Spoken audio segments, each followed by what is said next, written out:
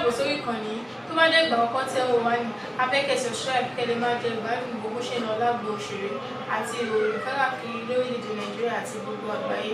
Sultan of Sokoto ọmọ ó máa láòdù gan.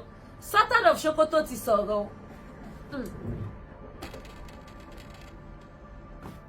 Sultan of Sokoto ó ti gbóhùn sókè ó ní social media terrorist ni wá àwọn tó ń terrorize ìlú. Sultan of Sokoto rí kankan sọ sí yẹn o àwọn táwa lórí sọ ọmọ kí la kò sí Nàìjíríà ìgbà what a joke, what a joke.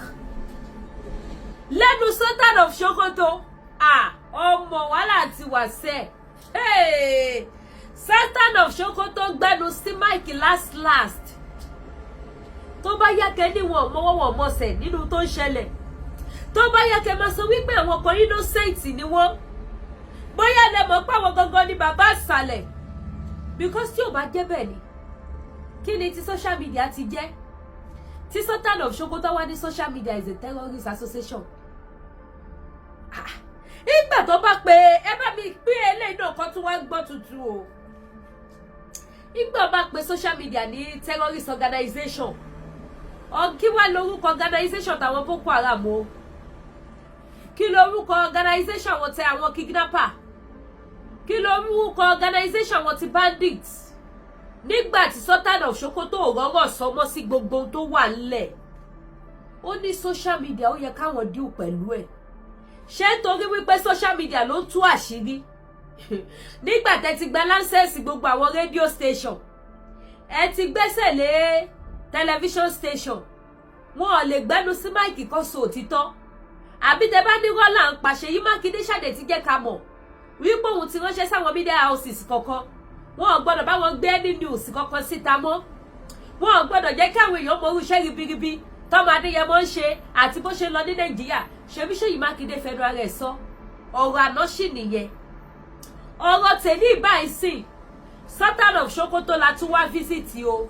Sultan of Sokoto ní gbogbo àwọn tó ń jókòó sí social media, ó ní social máa pìlì ẹ̀ máa gbọ́ o, ó ní social media is terrorist association. Terrorist association ní social media lẹ́nu Sultan of Sokoto. Láti George ẹ mọ̀ pé mi náà pẹ́lẹ́ tó pariwo pé àmà gbúrò Sultan of Sokoto, àṣẹ tó bá máa wá báyìí báńgà ló máa jùlẹ̀. Láti gbọ́ èsì Sultan of Sokoto dákẹ́. Tí ẹ bá ṣàkíyèsí wípé látìgbà tí Donald Trump ti wọ Nàìjíríà ní December 26 àtìgbà ẹni Sultan of Sokoto ti mẹ́lẹ̀ tí ò ti sọ̀rọ̀ síta, kò sọ̀rọ̀ sókè, ó ń ṣiṣẹ́ títí ẹ̀ lọ lábẹ́lẹ̀. Ẹ̀yin àgbààgbà ilẹ̀ Yorùbá ẹ ṣàánú wa, ẹ jọ̀ọ́. Bó bá máa pè pàdé àwọn tó máa túlù tó sí, ẹ̀yin ló máa pè é. Bó bá sì máa pè pàdé àwọn tó máa wá gba bribe tó máa fi bá yé àwọn èèyàn jẹ, ẹ̀yin náà tún ní wọn ní peledike. Ẹ̀yin ọba wa ẹ jọ̀ọ́ ẹ ṣàánú wa ilẹ̀ Yorùbá, ẹ̀yin náà ẹ wá kan ṣe kan, ẹ wá ṣẹṣẹ. Ẹ má kàn joyè ọba pátí, ẹ má joyè ọba dóbòdóbò, ẹ má joyè ọba oníkárí ni. Ẹgbọ́n tí Sultan of Sokoto sọ, kí ni social media ní ṣe pẹ̀lú nǹkan tó ń ṣẹlẹ̀ ní Nàìjíríà? Ṣé orí social media ni wọ́n ti ń kó àwọn èèyàn? Ṣé orí social media ni wọ́n ti ń pa àwọn èèyàn? Tá bá sọ pé wàhálà ti wà ẹni níbo ló wà? Ó wà ní ògidì gbámbámbá nínú Nàìjíríà. Wàhálà tí ò lẹ́lẹ́gbẹ́, wàhálà tó gbá ski tó gbọmọ ọ̀dọ̀, ó ti wà ní Nàìjíríà o. Ẹ ṣàánú ẹ̀yin àgbààgbà ilẹ̀ Yorùbá o. Wọ́n bá dé àwọn newspaper kọ́ máa gbé confam síta débi tẹ́ máa mọ bó ṣe ń lọ. Wọ́n bá dé àwọn TV station kọ́ máa gbé confam síta débi tẹ́ máa mọ bó ṣe ń lọ. Àwọn onírédíò kéléje tí wọ́n tún rẹ́gísítà sínú Nàìjíríà, Ṣèyí Mákindé ti ránṣẹ́ sí gbogbo wọn. Rédíò kéléje lẹ́nu irú àwọn bàbá mi kọ́ lọ olóòtú yẹn sì rédíò tí wọn ò tí ì ṣe gbà but ògo fún Ọlọ́run alihamudulilayi. Wọ́n ti ránṣẹ́ sí gbogbo owó àwọn yẹn. Irú kọ́kọ́rọ́ alátẹ àgídìgbò wọ́n ti ránṣẹ́ sí àwọn ẹ̀yẹ. Irú Yínká Ayéfẹ́lẹ́ wọ́n ti ránṣẹ́ sí wọn. Àwọn Aláròyé, àwọn BBC, àwọn The Nation, àwọn Vanguard, Ṣèyí Mákindé ti ránṣẹ́ sí wọn.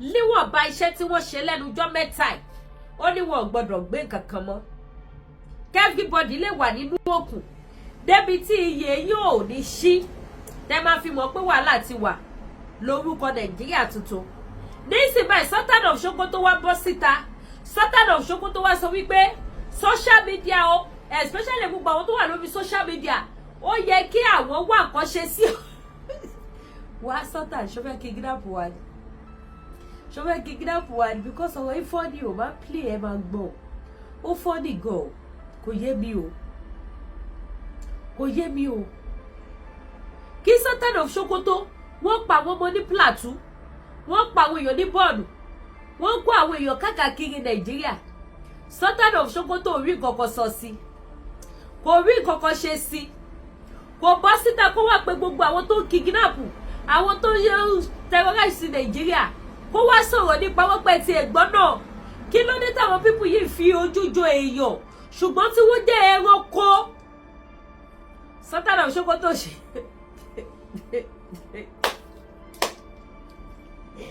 Ọlọ́run ṣàánú mi o ọ̀rọ̀ Nàìjíríà ti wá di ó ti di kí ló máa ti pé kí ní táwọn ọmọdé máa wo cartoon àwa ti fi ọ̀rọ̀ Nàìjíríà wo cartoon báyìí ẹ̀rọ kúta àwọn ẹbá tí wo cartoon báyìí á máa dùn mọ́ wọn máa wo oríṣiríṣi cartoon àwa ti wo oríṣiríṣi cartoon pẹ̀lú ọ̀rọ̀ Nàìjíríà náà ti wá di cartoon oríṣiríṣi tó jẹ́ wípé a ti wòran báyìí ojú gan ti lóun wòran wa iṣẹ́ ojú ti lóun wòran wa ní iṣẹ́ gbogbo àwọn tí wọ́n kidnap ẹ̀yin ọmọ Yorùbá tata àwọn ọmọ yìí ṣì wà lọ́dọ̀ àwọn kidnapper o because mo jí láàárọ̀ yìí èèyàn kan náà bàbá mi tó tiẹ̀ súnmọ́ mi lọ́wọ́ kọ́ pé mi pé lè ní kí ẹ gbọ́ àwọn ọmọ 46 yẹn àtàwọn tíṣà wọ́n lọ ti kó wọn sílẹ̀ èmi fàsìkò yìí sọ fún yín pé wọ́n ti kó wọn sílẹ̀ o ṣẹlẹ̀ yìí tẹ́ máa lọ wo program àwọn oníbo propaganda tẹ́ máa ń bá wọn ṣí ẹ fi mọ́ níbẹ̀ ní wo program títí wa níbi tẹ́ máa ti gbọ́ òtítọ́ àfi bí tó máa ti fi headline irọ́ tọ̀ yìí topic irọ́ tọ̀ yìí tẹ́ máa wá ya lọ síbẹ̀ wá ṣẹ̀ṣẹ̀ wá máa kí fóònù mọ́lẹ̀ lédíkè ó gbọ́ ṣètò tọ́ ní kinní kan ẹ ṣọ́ra yìí o àwọn ọmọ ọlọ́mọ ṣì wà ń bẹ̀ o Sultan of Sokoto ò gbé iná burúkú táwọn tẹ́rọ́rìsì dá fún wa ní ilẹ̀ Yorùbá láti bíjọ́ mélòó Sultan of Sokoto kò gbé sí o kò sọ anything sí o kò sọ bóyá ó kú kò sọ bóyá ó fà kò gbéra wá sọ́dọ̀ governor of Ọ̀yọ́ state kọjọ wá sọ àsọyé kò gbéra lọ sí àwọn ọ̀dọ̀ àwọn àgbààgbà ilẹ̀ Yorùbá wípé òkè ẹ̀yin tí ilẹ̀ Yorùbá nǹkan tẹ́ ń fèsì yìí àwa náà fèsì ní side ọ̀tọ̀ títí wa kò dẹ̀ dùn mọ́ wa nínú ìgbésẹ̀ wo lẹ fi pé tá bá jọ sowọ́pọ̀ a lè jọ gbé láti lè fòpin sí kinní Sultan of Sokoto sọ yẹn o the only thing tí Sultan of Sokoto máa bọ́ta wá sọ ni wípé gbogbo àwọn tó wà lórí social media tí wọ́n láwọn ní social media platform only they are terrorist organization so we need to do something to them na play ẹ̀ ń sẹ́ ẹ̀ máa gbọ́ tí bá wá play ti Sultan of Sokoto tán ẹ wá bẹ́ẹ̀ mi náà ṣí ẹ̀ fún àwọn tí wọ́n ṣì ń sùn tí iye wọn ò tí ì ṣì ṣùgbọ́n tí wọ́n ní òye tí wọ́n ní làákàyè tí wọ́n ní òye tí wọ́n ní làákàyè kẹ́ ẹ wá bá mi tún wá ṣí ẹlẹ́ fún wọn wípé fídíò ẹlẹ́ tí mo tún wá fẹ́ ṣò yìí àwọn tí wọ́n ṣe ìjàmbá burúkú yìí nínú fídíò ẹlẹ́ tí mo máa ṣò lẹ́yìn ti Sultan of Sokoto kí ni ká pe àwọn yẹn kí lórúkọ organization títí wọn ẹ bá mi ṣí ẹ fún àwọn Mayeti Allah Yorùbá ti sùn Yorùbá ti sùn omi ti tẹ̀ ìwọ̀ gbé lẹ́nu àfi k'Elédùmarè àti àwọn alálẹ̀lẹ̀ Yorùbá kó ṣàánú wa mo ṣe prógráàmù bíbá ìlànà má tẹ̀ gbórúkọ yìí síta ẹ bá ń ṣe ẹ̀ mo fẹ́ dárúkọ mo fẹ́ mention name ohun tó bá ti jó ohun Yorùbá ní ohun tó bá jó ohun la fi ń wé ohun ẹjẹ́ tó fẹ́ lè náà kí n fi back up ọ̀rọ̀ tí mo fẹ́ sọ ní kí n fi lè back it up mo bọ̀ wá. mo ṣe prógráàmù nípa Ṣèyí Mákindé lánàá. Our 2026 window and door remodeling promotion is helping Ontario homeowners. mo ṣe prógráàmù nípa Ṣèyí Mákindé lánàá pẹ̀lú fídíò tó gbé síta tó sọ̀rọ̀ wípé àwọn ò ní fi àyè gbà kí àwọn organization kọ̀ọ̀kan kọ́ máa wá dúnkokò mọ́ àwọn èèyàn. Ọmọ Yorùbá mo sọ eléyìí, mo ṣí wa ní etí, mo dẹ̀ ṣí wa ní ìyè, mo dẹ̀ ń pè wá ṣàkíyèsí tí kì í wà ní mo ń ṣe fún wa báyìí. Àwọn tó gbé AI wá, mo ti ṣe program yẹn rí, ó kàn máa ń dùn mí wípé tí n bá ti sọ nǹkan kò kí n lọ bìsàbìsà, ó dẹ̀ máa ń ṣẹlẹ̀. Kí ni yẹn máa ń so dùn mí gan. Màá wá padà máa sọ pé ṣé mi ò sọ nígbà báyìí, ẹ lọ program báyìí, ẹ bá ń bẹ̀. Nígbà tí mo ṣe program lórí ọ̀rọ̀ AI, kò ṣe AI, mo lẹ́yìn ọmọ Yorùbá, AI tó wá gbáyé kan nísìn géèmù ni o. Kì í ṣe àná, kì í ṣe ní ni AI ti wà. Wọ́n kò mọ̀ọ́mọ̀ ń lò nísìn láti lè máa fi distract wa, ká bá lè máa rí òtítọ́, kí wọ́n dẹ̀ máa pè nírọ́ fún wa. Mo ṣe program yẹn, tẹ́ bá máa ń follow mi dáadáa yìí, bàbá màmá tẹ́ bá máa ń follow mi, tẹ́ bá wo àwọn programs yẹn, ẹ bá mi kọ sí comment section ojú òní tì yín. Ẹ dẹ̀ máa ń gbàgbé láti bá mi like ètò yìí, because I've been receiving different things, mo ti rí different signs. YouTube mi ò dẹ̀ ní lọ sí. I will continue to expose them. Mo ní wọ́n mọ̀ọ́mọ̀ jẹ́ kí àyè wá gbáyé kan sìn, nítorí pé kí ni Nàìjíríà ti lọ sóko ìparun, títí tó máa fi parun. Ẹ̀yin ìyá lè máa sọ wípé na lie, na lie, na lie, na lie. Mo ní that is why tí Nàìjíríà fi lọ síbi tó lọ yìí. Mo ní so therefore nǹkan tẹ́ bá rí sí, ẹ má bá wọn dáṣà pé AI ni. Mo wá ṣe fídíò ní àná, I'm going to mention it bí mo ṣe sọ. Mo ti wọ́n àwọn orúkọ yẹn jáde báyìí. Mo wá ṣe program lánàá nípa speech tí Ṣèyí Mákindé wá give, tó wá fi dúnkokò mọ́ àwọn tí wọ́n ń jà fitafita. Kọ́mẹ́ǹtì ti pọ̀ gan wípé kí wọ́n má pa wá ní ilẹ̀ Yorùbá mọ́. Mo ṣe program yẹn ní àná. Nígbà tí ó wá di ní àárọ̀ yìí, mo wá lọ ka comment. Mo wá rí tí àwọn èèyàn wá kọ sí comment section program yẹn fún mi. Ẹ̀yin tẹ́ bá wo program Ṣèyí Mákindé tí mo ṣe lánàá. Àwọn èèyàn wá kọ sí comment section fún mi wípé Lady K, do your findings very well. This is AI. This video is not real. I was like, kí ló dé àwọn èèyàn ṣe báyìí? Tó bá jẹ́ wípé mo fẹ́ wùwà ẹranko ni, ó yẹ kí n máa sọ fún àwọn tó kọ kọ́mẹ́ǹtì yẹn gbọ́dọ̀ ìpẹ́ ti ya wèrè ṣá. Tí ẹ bá jẹ́ irinṣẹ́ burúkú tí wọ́n sanwó fún kẹ́ lọ máa distract àwọn èèyàn, wọ́n ti ṣe débi wípé bí mo ṣe ń sọ̀rọ̀ yìí sí, àwọn ọ̀pá máa ní AI ló sọ̀rọ̀ kí ṣe Lady K. Àwọn agent wọn ni o, mi ò mọ̀ bí ẹ understand analysis yẹn. Àwọn agent wọn, wọ́n dẹ̀ máa sọ fún yín pé AI ni wọ́n dẹ̀ máa kọ síbẹ̀ fún yín. Ẹ̀yin tẹ́tí ní believe lọ, tẹ́tí ní believe lọ báyìí. Tójú yín bá ti lè lọ síbi comment yẹn báyìí, ẹ kọ́ wà distract ni, ẹ ní ìwé focus mọ́, ẹ kọ́ gbà bẹ́ẹ̀ pé AI ni. Èmi ṣe program lánàá, I was telling people this so-called Ọláonípẹ̀kun, only that video of Ṣèyí Mákindé is AI. Ẹ lọ wo comment yẹn. Èmi ti wá ní àwọn evidence tó gbáski, mo ti wá ní lọ́wọ́ báyìí. Another person, wọ́n tún bọ̀ ọ́, wọ́n pọ̀ gan ọ́, comment tẹ̀ tí wọ́n yapa. Ká ní mo mọ̀ ní màá ti screenshot ẹ̀. Òun tún lélẹ̀, ẹlẹ́ lòun Babátúndé Ọlátúnjé. Ó ní honestly, mi ò believe wípé fídíò yẹn rí. Mo rò pé AI ni. Okay, eléyìí, àwọn rò bí AI ni. Okay, not this person again. Wọ́n pọ̀ gan tí wọ́n sọ pé AI ni. I'm coming. Comment ti pọ̀ gan bẹ́ẹ̀.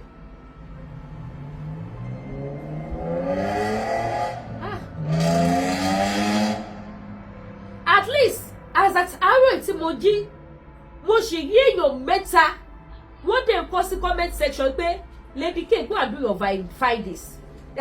Òun tún lélẹ̀. Okay, that's the Ọláonípẹ̀kun yẹn náà ni. This Ọláonípẹ̀kun, ó continue láti máa ṣe kíni, láti máa comment yẹn. Ó ní Lady K, please do your research. That video is AI. Ẹ̀yin màmá bàbá, proof tó gbásíkì ti wà lọ́wọ́ mi.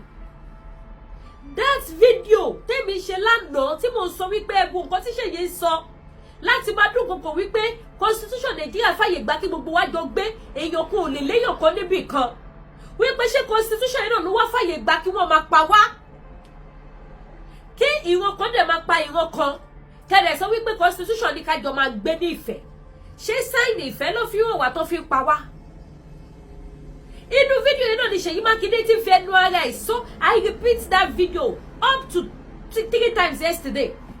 Tí Ṣèyí Mákindé tuntun ti sọ pé so àwọn ò ní fàyè gba any organization kankan láti máa sọ wípé àwọn fún àwọn Fúlàní ní ultimatum. Meanwhile, this stupid man is reversing to Sunday Igboho.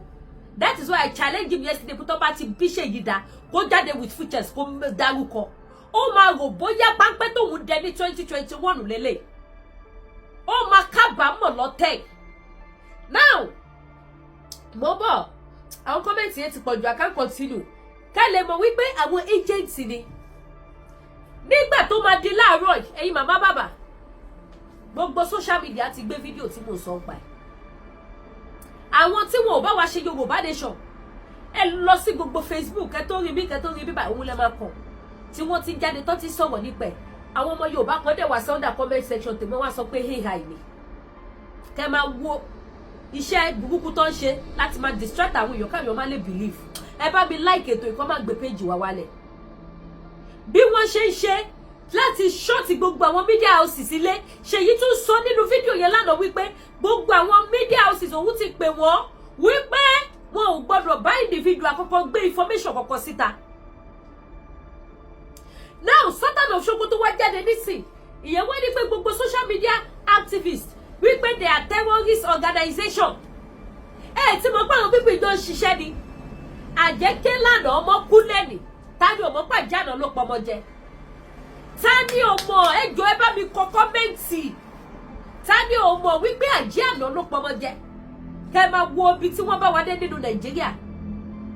Kẹ́ máa wo ohun tí wọ́n ṣe fún wa nínú Nàìjíríà. Ọmọ Yorùbá.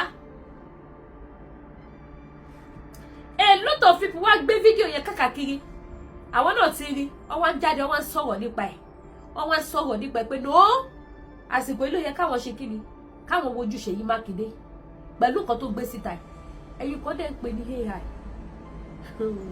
Mo fi yẹn lẹ̀bẹ̀. Now evidence.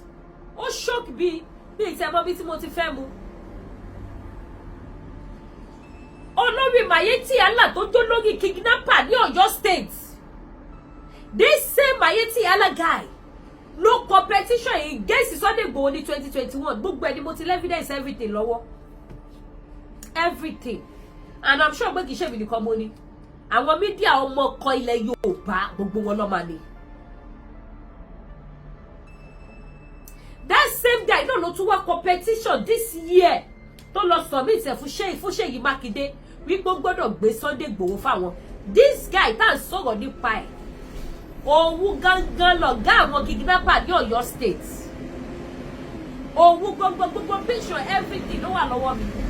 Gbogbo petition tó kọ against Sunday Igboho àti ti 2021 o àti ti 2026 o tó wá jẹ́ kí Ṣèyí Mákindé kó sorí gbígbẹ bí ẹja ifó lọ tó fi wá bọ́ síta ń sọ̀rọ̀ lánàá. Gbogbo ẹ̀ ló wà lọ́wọ́ mi báyìí. Ẹ̀yin tẹ́ wá ní AI níbo lẹ fẹ́ fojú sí. Tẹ́ bá jẹ́ ọmọ kan tẹ́ kí ṣọmọ àlélẹ̀ Yorùbá ṣe é pé wọ́n ti gbé wọ́n Ṣèyí náà báyìí láti máa tákò pé AI nìkan. Now ẹ má jẹ́ ká làágùn jìnnà, ẹ jẹ́ ká sáyé gbọ́rọ̀ láti ẹ̀yin tẹ́ bá fẹ́ wo program yẹn ẹ lọ wò wà lórí YouTube mi. Ẹ ká sáyé gbọ́rọ̀ láti ẹnu Sultan of Sokoto. Tá bá ti gbọ́ Sultan of Sokoto tán ká wá play another video.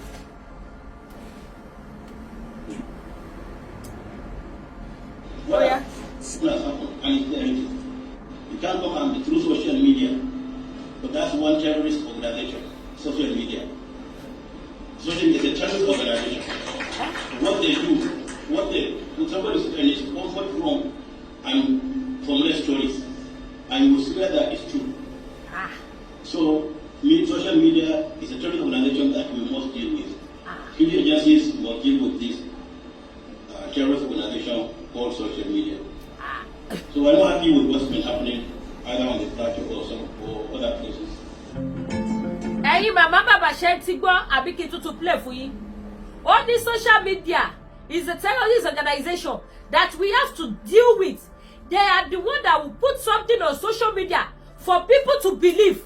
That means you don't want people to know the truth. You don't want people to believe what we are saying about Nigeria. You want everybody to be in the darkness so that you can continue your evil work You and your terrorist organization. Shetiraye lode. Eje bayi replay. E mo gbo. Eje bayi fun volume padà. Oya. Eje bayi yi olohun sókè. Oya. You can't talk on through social media, but that's one terrorist organization, social media. Social media is a terrorist organization. What they do, when somebody is in his comfort room and formulate stories, and you will swear that it's true. So, social media is a terrorist organization that we must deal with. Fidio agencies must deal with this terrorist organization called social media. So we're not happy with what's been happening either on the plateau or other places. We are not happy about what happened in Plateau and other places. Lẹ́yìn tó sọ wípé kó lọ deal pẹ̀lú social media. Ṣé mọ̀ pé social media ló jẹ́ kó mọ̀ pé nǹkan ṣẹlẹ̀ ní Plateau? Ṣé mọ̀ pé social media ló jẹ́ kó mọ̀ pé nǹkan ṣẹlẹ̀ ní àwọn ibi kọ̀ọ̀kan káàkiri? Ó wá ní kó lọ deal pẹ̀lú àwọn tó ń jẹ́ káyé mọ̀ nǹkan tó ṣẹlẹ̀ yẹn. Ó wá ní anyway, kì í ṣe pé àwọn dùn pẹ̀lú ohun tó ṣẹlẹ̀ ní Plateau. Ẹ mọ̀ pé Plateau ló kọ́kọ́ kan gógógó kó tó wá máa bọ̀ díẹ̀díẹ̀. Ó ní àti other places that is pé àtàwọn ọmọ tó kó ní ilẹ̀ Yorùbá ṣe. Ẹ wò wá, ta láṣẹ nílẹ̀ Yorùbá. Nígbà tí Sultan of Sokoto lè pé social media ní terrorist organization, kí ló fẹ́ pa àwọn eléyìí? Ẹ bá ń share, ẹ bá ń like, ẹ bá ń comment. Ojú òní tí yìí. Ẹ̀yin tẹ́ wá AI kiri, ẹ rí AI ìgbọ́n rí yín. By the time tẹ́ AI bá máa fi rí yín, ọ̀dọ̀ Boko Haram lẹ máa wà. Ẹ wá mọ̀ pé AI kọ̀. This is Sagam Road.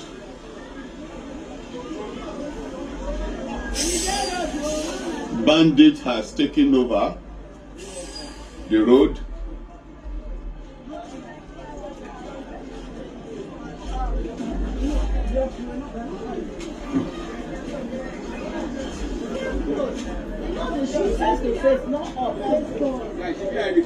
You saw them?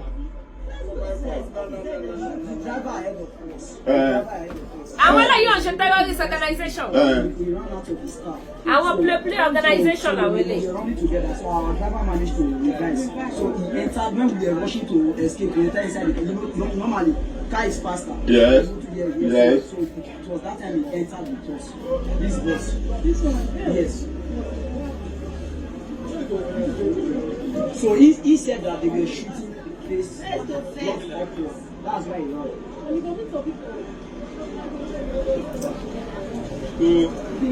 They give people when they work and they don't know what they have. They will allow people come. That is it.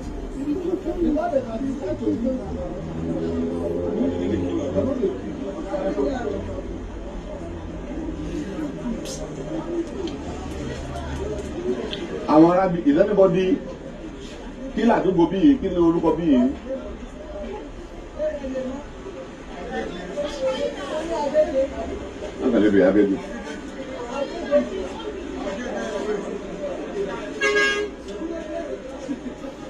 Agege Express.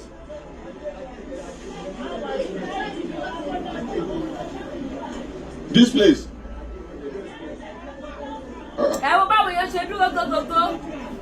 Nígbà táwọn Boko Haram ya wọ̀lú náà sọ nǹkan tó blọ́ọ̀kù títì, wọ́n bẹ̀rẹ̀ sí ní rìlíìsì ẹ̀ pàpàpàpàpà. Àwọn eléyìí kí ni sọ́tà fẹ́ gbé wò? They can't. Àwọn ọmọ rere Mama, Nàìjíríà. this is Agege Express. Akiyesi. Okay. Okay. This is Ajede in Ogun State. Before the J3, we don't reach J3. We are going this way. Okay, J3 is at the back. Okay, if you are coming from Ore, we pass J3. This is Ajede Express. on Ogun State axis of Shagamu Road.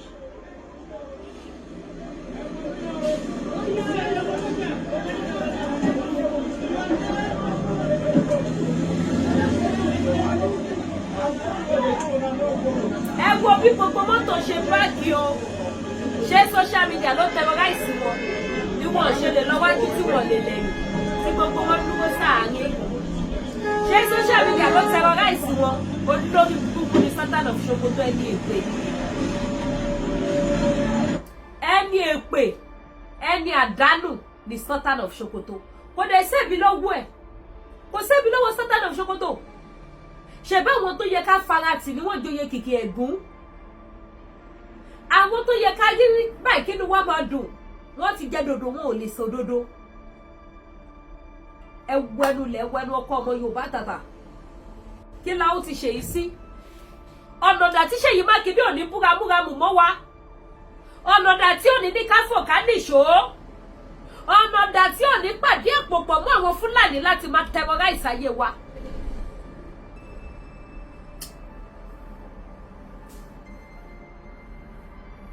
Ọmọ Yorùbá ẹjọ́ ẹ máa sùn language mi.